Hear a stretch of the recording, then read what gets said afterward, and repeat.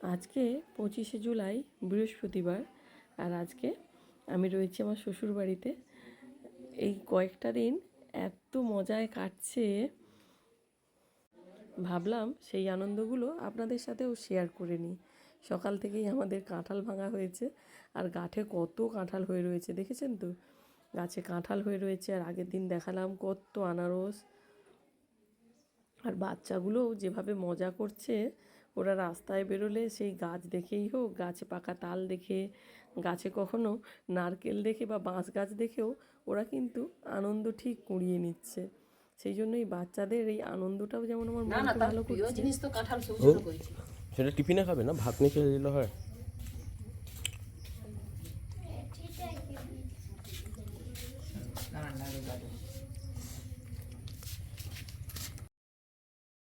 তেমনই এখানকার সবুজ সতেজতা সব কিছুই কিন্তু মনটাকে একদম আনন্দে ভরিয়ে দিচ্ছে। প্রতিটা দিন প্রতিটা মুহূর্ত এখানে এতটাই আনন্দময়, সেই আনন্দতা সেই সজীবতা যেন মনে প্রাণে ছড়িয়ে পড়ছে। এই যে দেখুন, সকাল থেকে সব বাচ্চাগুলো এসে হাজির হয়েছে ভাইকে ঘুম থেকে তুলবে বলে। এদের এই যে সকাল সন্ধে একসাথে বসে এরকম একটা সুন্দর সময় কাটাচ্ছে, রাত্রেও কেউ কাউকে ছাড়তে চায় না, সকাল হলেই একে অপরের কাছে হাজির হচ্ছে। কাই ট্যাংরা মাছ বেঁচে করে নুন হলুদ মাখিয়ে দেবো।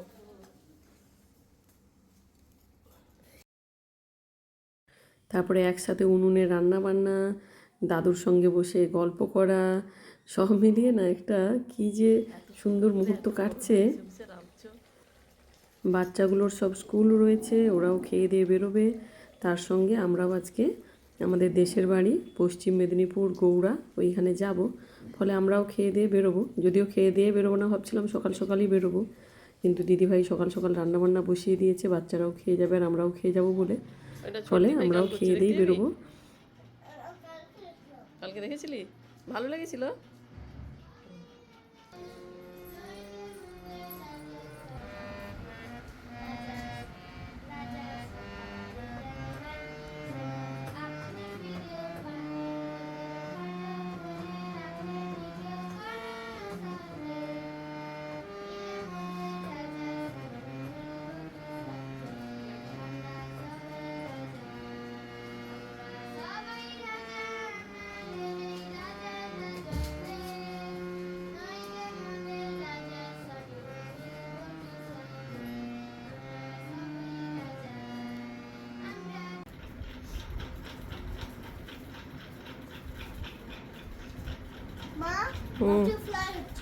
এটা বাটারফ্লাই।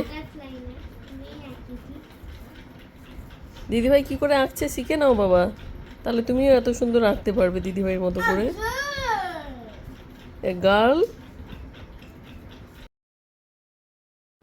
আমাদের বাড়ির একদম ছোট্ট যে পুচকিটা, সে কিন্তু ছবি আঁকায় দারুণ, একেবারে ভীষণ সুন্দর ছবি আঁকে। ওর ভাইয়েরও একটা ছবি এঁকে দিয়েছে, এত সুন্দর, সেটা আমি পরে আপনাদেরকে পোস্ট করে দেখাবো। সেটাও দারুণ সুন্দর এঁকেছে ও। আর দেখুন, দুই ভাই বসে একটা ওই ক্রিস্টালের যে পেন্টিংগুলো বানাচ্ছে, আর দুই বোনে বসে আরেকটা ক্রিস্টালের পেন্টিং বানাচ্ছে। এইটা ওদের খুব বেশ একটা মজা হয়েছে, কিন্তু সব একসাথে বসে কিছুক্ষণ এদেরকে বসিয়েও রাখা যাচ্ছে এটা দিয়ে, আর এটাতে বেশ এরা আনন্দও পাচ্ছে। এরপরে ওরা একটু কাজবাজ করে নিলে ভাবছি একটু জাল দিতে বেরোনো হবে। নারকেলে জল আছে, এই যে গাছ থেকে সব নারকেল পড়েছে। তারপরে মা একটা সুতির ছাপা শাড়ি কিনে রেখেছিল, ভাবলাম ওটা পরেই আজকে জামা কাপড়গুলো মেলে ঠেলে বাচ্চাগুলোকে আগে খাইয়ে দাইয়ে তারপরে জামা কাপড় মেলতে যাব। কিন্তু আমি একটা এখানে ভিডিওটায় একটা জিনিস গুলিয়ে ফেলেছি, সেটা হচ্ছে 25শে জুলাই কিন্তু আমরা ঘাটাল যাইনি, পশ্চিম মেদিনীপুর যাইনি। ওদিনটাও ওখানেই ছিলাম। আর বাচ্চাগুলোও আজকে আর স্কুল যায়নি, সব আমরা রয়েছি বলে ওরাও থেকে গেছে, সবাই স্কুল যাওয়া বন্ধ করে। তো আমরা পরের দিন পশ্চিম মেদিনীপুর যাব। আজকের দিনটা এখানেই থেকে সবার সঙ্গে, যদিও ওটা আমাদের প্রি প্ল্যান ছিল না, ঘাটাল যাওয়াটা ভাবছিলাম যাব, কিন্তু কবে যাব সেটা ঠিক ছিল না। কিন্তু হঠাৎ করেই সেটা ঠিক হলো যে এখনই বৃষ্টি টিষ্টিগুলো একটু কম আছে, তো এখনই ঘুরে আসি, পরে যদি আবার বৃষ্টি বাড়ে আর যেতেও পারবো না। আর ওদিকে তো এমনি রাস্তাঘাট সেই যে বাঁধ উঁচু, তারপরে নদী ভরে গেলে আবার সেই জল যদি ছেড়ে দেওয়া হয় তখন একেবারে চারিদিক সেই ডুবে যাবে, এরকম একটা অবস্থা। তো তার আগেই একবার ঘুরে আসি। যদিও শুনছি ওখানে বৃষ্টি একদমই ভালো হয়নি, চাষবাসও ভালো হয়নি খুব একটা, তো গেলে সেটা দেখতে পাবো আর অবশ্যই আপনাদেরকেও সেটা দেখাবো।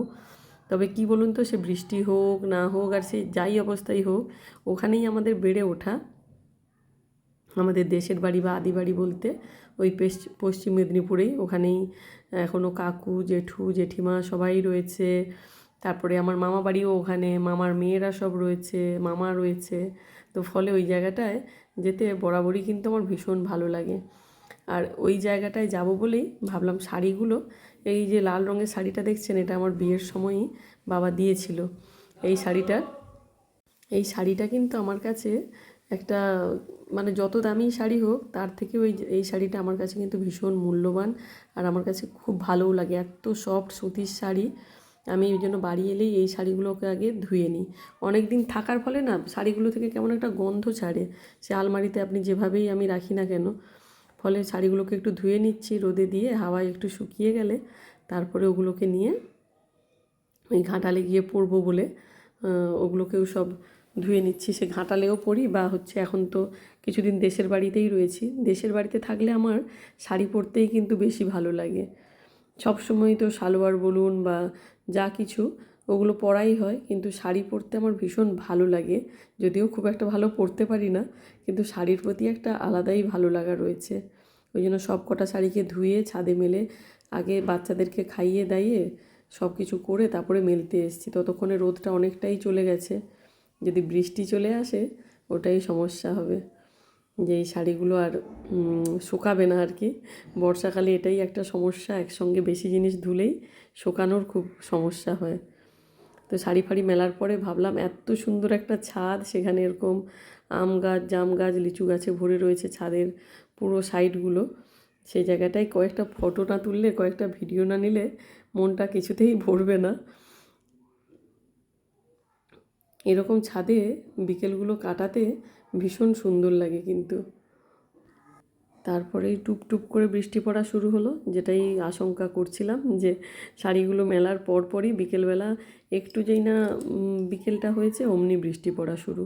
তবেই যখন বৃষ্টির জল পুকুরের জলকে এসে ছোঁয়, একটা মিষ্টি শব্দ কিন্তু তৈরি হয়। বৃষ্টির জলের ছোঁয়া যখন পুকুরের জলটাকে এসে স্পর্শ করে, তো সেই মুহূর্তটাকে ক্যামেরাবন্দি করার জন্য আমি ঘাটে বসে কয়েকটা ছবি তোলার জন্য চলে গেছিলাম। আর আজকে যেহেতু বৃষ্টি, তারপরে বাচ্চাগুলোও সবাই লুচি খাবে, লুচি খেতে ভালোবাসে, আর আমরাও ভাবলাম লুচিটা বিকেল করে ফেললে সন্ধেবেলাটা সবাই মিলে বসে একটু গল্পও করতে পারবো। সেই জন্য বিকেলবেলায় ওই একটুখানি আমরা মোটামুটি ওই আধ ঘন্টা মতন একটু এদিক ওদিক ঘোরাঘুরি করে তারপরে লুচি বেলতে বসে গেছি। যদিও বাচ্চাগুলো আমার কাছে কিন্তু বায়না করছিল যে কালকে যেরকম আমাদেরকে নিয়ে রাস্তায় বেড়াতে গেছিলে আজকে যাবে না, কিন্তু এমন বৃষ্টি হচ্ছে যে সত্যি ওদেরকে নিয়ে আর বেরোতেই পারলাম না। তো সেই জন্য আজকে ভাবলাম যে তাড়াতাড়ি করে আগে এই রান্নাগুলোই বরং হয়ে যাক, তারপরে একসাথে বসে সবাই একসাথে একটা সুন্দর টাইম কাটানো যাবে। তো দিদিভাই লুচিগুলো ভাজছে আর আমি একটু বেলে দিচ্ছিলাম। বাচ্চাগুলো সব একদম সেই যে ছোট্ট লুচি আমরা বেলতাম মনে আছে ছোটোবেলায় আমাদের জন্য আলাদা করে, ওরাও কিন্তু নিজেদের মতো করে ওই যে বেলছে দেখুন। ওদেরকে বেলতে দেওয়া হচ্ছে না বলে হাতে করেই চ্যাপটা করছে।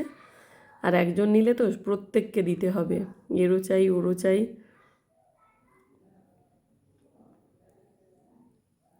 আর ঘুগনিও করে রেখেছিল দিদিভাই, ফলে বাচ্চাগুলো যেই না গরম গরম লুচি হয়েছে, সন্ধ্যের টিফিনও এটাই হয়ে যাচ্ছে আর রাত্রেও এটাই ওরা খেয়ে নেবে।